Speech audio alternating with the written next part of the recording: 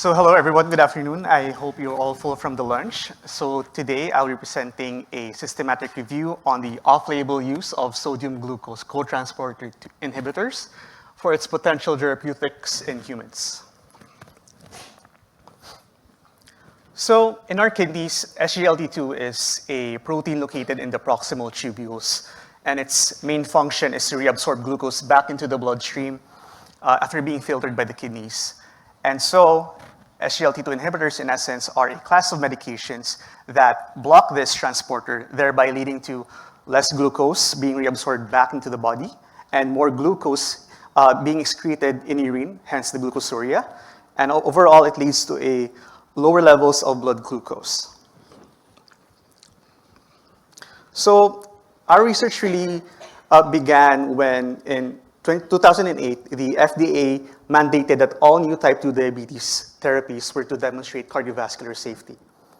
Originally developed for type 2 diabetes mellitus, SGLT2I, among other drugs such as GLP-1s, were then directed towards cardiovascular safety.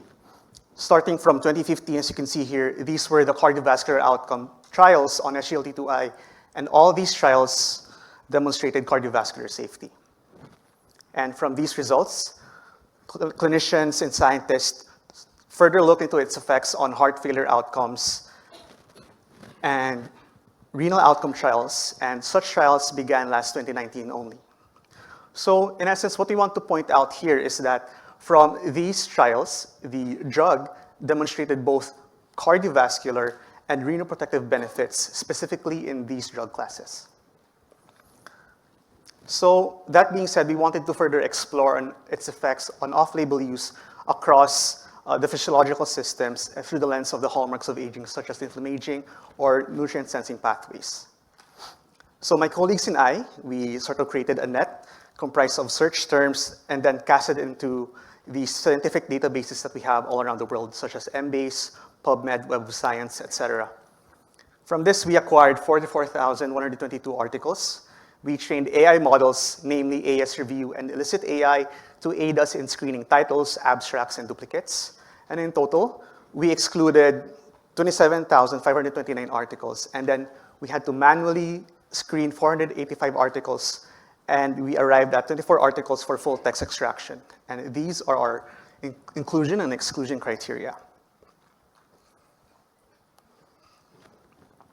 So from these 24 articles, right, we identified and categorized the articles according to three groups, namely the healthy population, a cardiometabolic risk population primarily composed of obese and non-diabetic populations, and other disease populations comprised of COVID-19, hypertension, post-myocardial infarction, pulmonary hypertension, just to name a few. So first things first, we discovered that positive or partially positive effects were most frequently observed in cardiovascular, metabolic, and renal and inflammatory domains.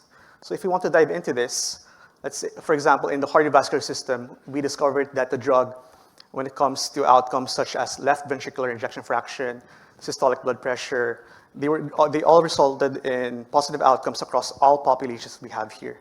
And more importantly, we discovered that NT-proBNP as an outcome resulted in a positive effect in cardiometabolic populations and other diseases, but remained neutral in healthy populations. In the metabolic system, the remission of metabolic syndrome and improved glycemic control came from mostly cardiometabolic risk population.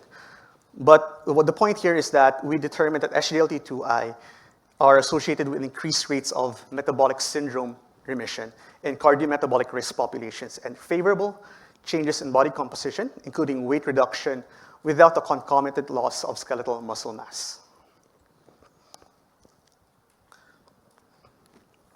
So thank you so much. That's pretty much my talk. Thank you so much for listening. I would like to thank the wonderful SGLT2I team, our director, Professor Andrea Meyer, and we would like to acknowledge Agnes Slater and Kevin Winardi for their feedback and support. And feel free to engage with us and my colleague Niroshni. We would love to further discuss this with you over at Poster 46, located outside just the auditorium. Thank you.